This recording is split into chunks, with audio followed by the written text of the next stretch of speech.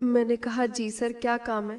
تو انہوں نے کہا میرا اب ادھر آؤ، اور میرا ہاتھ پکڑ لیا، پھر جھاڑو میرے ہاتھ سے لے کر رکھ دی اور مجھے اپنے بیڈ پر لے گئے، کہنے لگے یہاں بیٹھو۔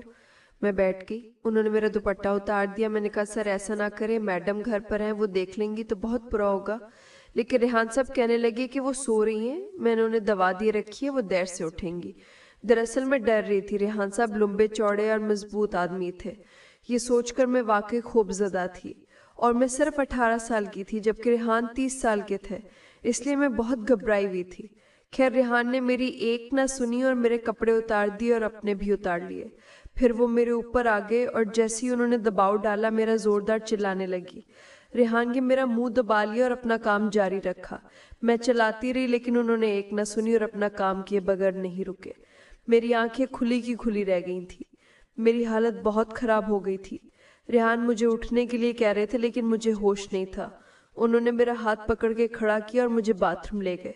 میں باتھ روم سے ہوتی ہوئی آہستہ آہستہ چلتی ہوئی واپس آئی، مجھے ہوش نہیں تھا، میں خود سے چل بھی نہیں پا رہی تھی، میری طبیعت بہت خراب تھی۔ جب ریحان نے دیکھا کہ میری حالت واقعی ناساز ہے تو وہ فوراً مجھے اسپتال لے گئے، وہاں میرا علاج ہوا اور 1 گھنٹے بعد مجھے گھر چھوڑ گئے۔ جیسے ہی میں گھر پہنچی فرزین پہلے ہی موجود تھی۔ اس نے مجھے دیکھتے ہی کہا کیا بات ہے، تمہاری طبیعت خراب ہے، چل بھی نہیں پا رہی؟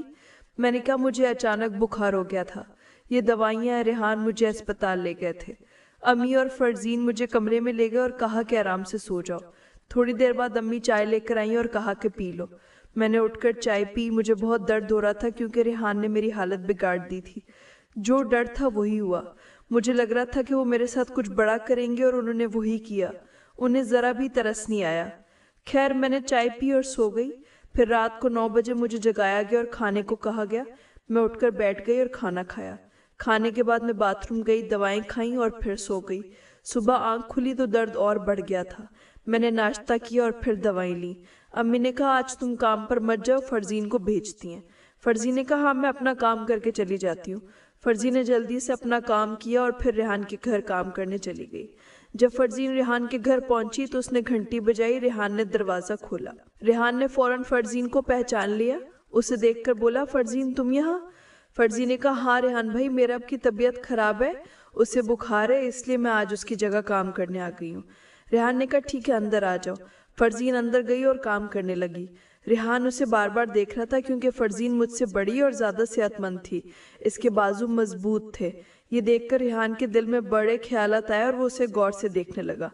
فرزین نے پوچھا کیا ہوا ریحان بھائی، آپ تو مجھے مسلسل دیکھ رہے ہیں۔ ریحان مسکرایا اور بولا فرزین تو وہ بہت خوبصورت ہو، تو مجھے بہت پسند ہو۔ پھر ریحان آہستہ سے اس نے پکڑ لیا اور فرزین نے کوئی مزاحمت نہیں کی، شاید اس کے دل میں بھی کچھ تھا۔ وہ کافی دیر تک ایک دوسرے کے قریب رہے۔ پھر ریحان نے کہا تم میرب کی جگہ ہمارے ہاں کام کرنے آیا کرو۔ فرزین بولی ریحان میں تو دوسرے گھروں میں کام کرتی ہوں، میرب کی تو صرف آج طبیعت خراب تھی اس لیے میں آ گئی ہوں، میں روز نہیں آ سکتی۔